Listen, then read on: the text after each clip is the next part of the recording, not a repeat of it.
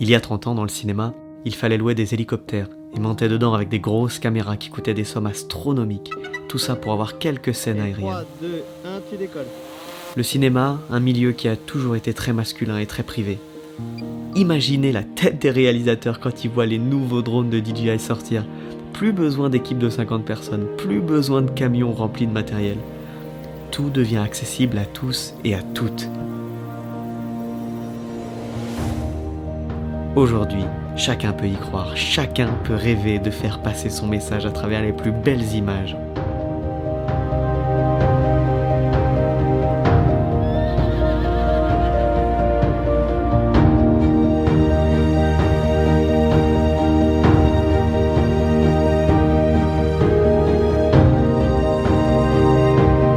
Aujourd'hui, grâce à ce drone, on peut tous décoller dans le cinéma.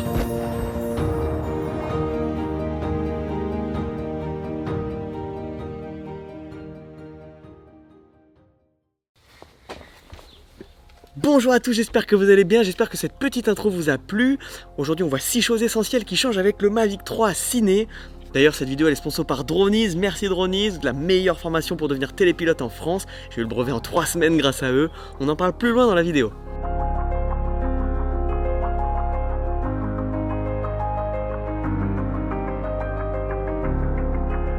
La première chose essentielle qui moi m'a vraiment choqué, c'est cette radiocommande. Une radiocommande qui va permettre beaucoup plus de confort, ça c'est clair. Plus de confort, ça veut dire moins de charge mentale lors du tournage, plus besoin de téléphone, plus besoin d'iPad, plus besoin de câbles. On a une radiocommande, un drone et c'est tout. Et ça change tout. Une radiocommande avec un grand écran très bien éclairé, en plein soleil, il n'y a absolument aucun problème. Et si vous êtes déjà pilote de drone, vous savez que c'est hyper important. La transmission, elle est en HD, jusqu'à 60 fps, elle va avec un très bon signal jusqu'à 8 km, jusqu'à 15 km en théorie. Ça c'est de la théorie, là étant donné que je suis en France, je vais vraiment pas tester les 8 km, les 15 km, c'est pas possible du tout. Si je suis en Chine, je me gênerai pas, pourquoi pas, mais là, non merci. Sur la radiocommande, on peut également télécharger des applications puisque c'est un système qui marche sous Android. Donc vous allez sur Google Play, vous téléchargez toutes les applications que vous voulez, vous avez même la possibilité d'aller sur internet avec Firefox qui est déjà installé. C'est assez pratique, je vous avoue, on peut même checker LinkedIn et puis ses clients en plein tournage, ça c'est cool. En ce qui concerne l'ergonomie de la radiocommande, c'est vrai que c'est une prise en main extrêmement satisfaisante. Elle est plus grosse que les radiocommandes connues et il y a quelques boutons qui changent. Vous avez maintenant la possibilité d'avoir un bouton REC vidéo à gauche et le déclencheur photo à droite, la molette à gauche pour le tilt et la molette à droite pour le zoom. Vous avez plein de boutons personnalisables aussi également. C'est quali, c'est même plus qu'il ne faut j'ai l'impression, mais vaut mieux plus que pas assez vous me direz. Avoir les choses les plus simples possibles pour tourner, ça nous permet de se concentrer sur l'image, ça nous permet de se concentrer sur la composition, sur la scène à avoir. Clairement ça change tout. Moi, ce qui m'a le plus choqué par contre, c'est vraiment ce disque dur de 1 Tera intégré au drone. On peut choisir maintenant entre la micro SD ou ce disque dur en interne. La micro SD, c'est pas facile à enlever parfois, ça se perd facilement, c'est pas forcément fiable à 100%. Clairement, je me fie beaucoup plus à ce disque dur. Et puis 1 Tera, quoi, c'est merveilleux. Comment est-ce qu'on récupère les fichiers? On n'a que à brancher son drone avec un câble de type USB-C que DJI fournit, 10 gigabits. Donc la vitesse de transfert du fichier est extra. Ça va très vite. Ça c'est quali et clairement c'est encore plus de confort puisque si on s'enlève encore cette charge mentale de la micro SD et de l'enregistrement, et forcément son attention elle va sur l'essentiel, sur l'image. Et maintenant, ce qui va changer la vie de beaucoup de monteurs, c'est cette version ProRes. Ce codec ProRes en 4.2.2 haute qualité ou 4.2.2 normal, qui va permettre déjà une meilleure qualité apparemment puisque le bitrate a été augmenté sur ce drone et ce qui va permettre une meilleure qualité et surtout beaucoup plus de fluidité en montage. C'est connu, le ProRes c'est quand même le codec de l'avenir, le codec qui remplace le H.265, le HEVC ou même avant avec le H.264. Moi ce que je vous propose c'est de voir la différence entre du HEVC H.265 et ce ProRes. À savoir que le ProRes ne s'enregistre que uniquement sur le disque dur d'1 Tera en interne, pas sur de la micro SD. Même avec la compression YouTube, dites-moi si vous voyez la différence.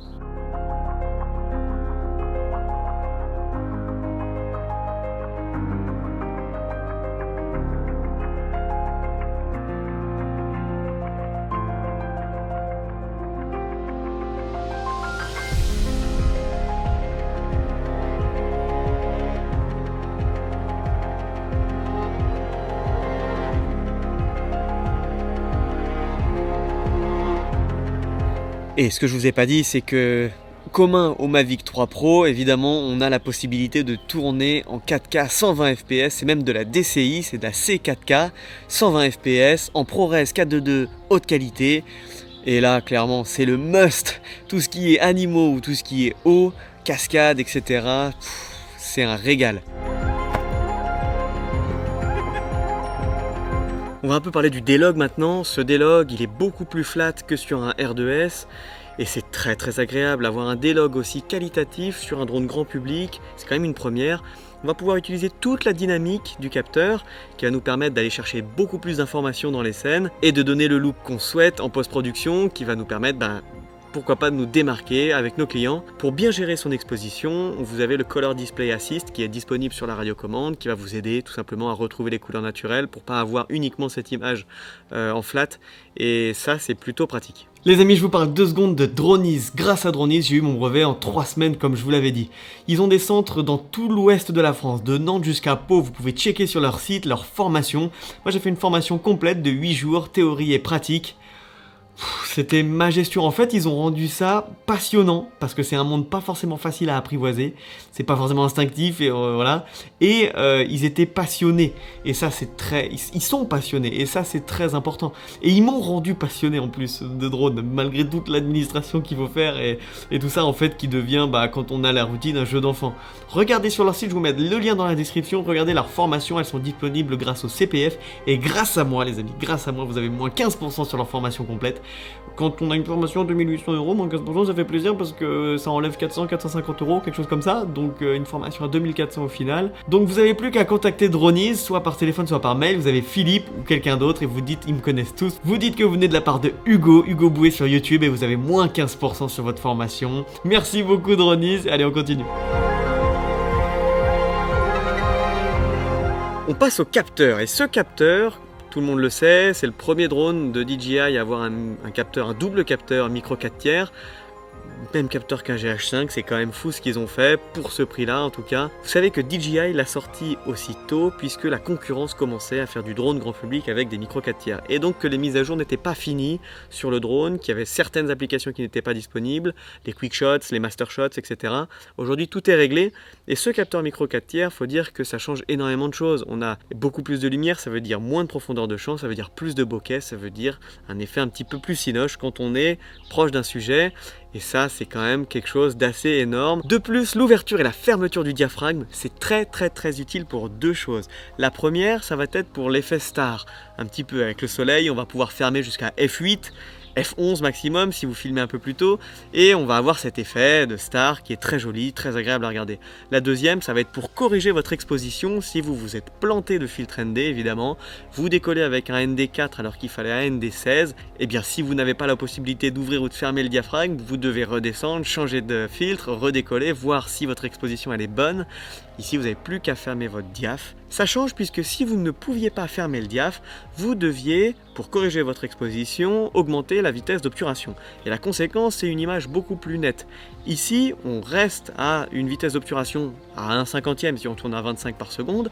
Et bien, on va tout simplement fermer le diaph pour modifier son exposition, mieux exposer sa scène. Ça change tout. C'est un vrai capteur, quoi.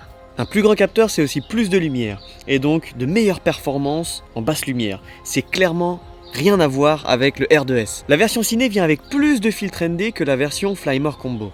La version Flymore Combo vient avec des ND4 jusqu'à ND32, et la version ciné du ND64 à du ND512. Si vous voulez un mist, par contre, il faudra l'acheter en dehors du pack. Moi j'utilise celui de Polar Pro qui est un filtre ND et mist de 1/4 de stop. Vous avez la version 1/8 ou 1/2, 1 stop, etc. Et la différence, elle est claire. On a une belle diffusion de la lumière qui donne un effet encore plus cinéma.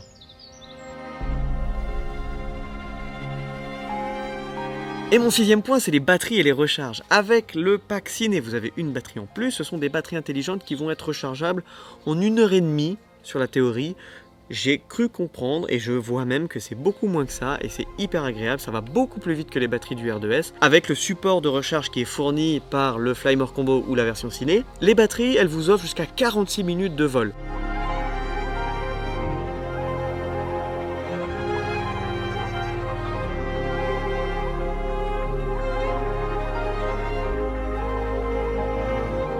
Avant de finir, le Flymer Combo et le pack ciné, il s'est livré avec une sacoche DJI dont je n'ai même pas retiré l'étiquette. Elle est plus grosse que sur le Flymer Combo. Je ne l'utilise pas. Pour le coup, je préfère des mallettes. Donc je me suis acheté une petite mallette, petite quand même pas si petite que ça, de la marque Le Kufi.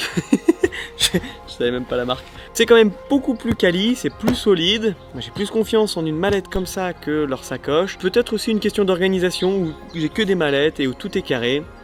C'est un choix perso.